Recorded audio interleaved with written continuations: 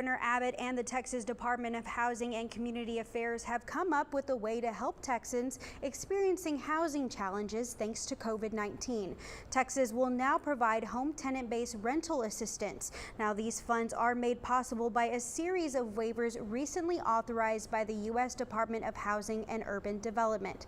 The HUD waivers will allow a portion of the TDHCA's funds to be used for families to help families and individuals with up to 100% of the cost of rent, security deposit payments, and utility bills for those affected by loss of income because of COVID-19.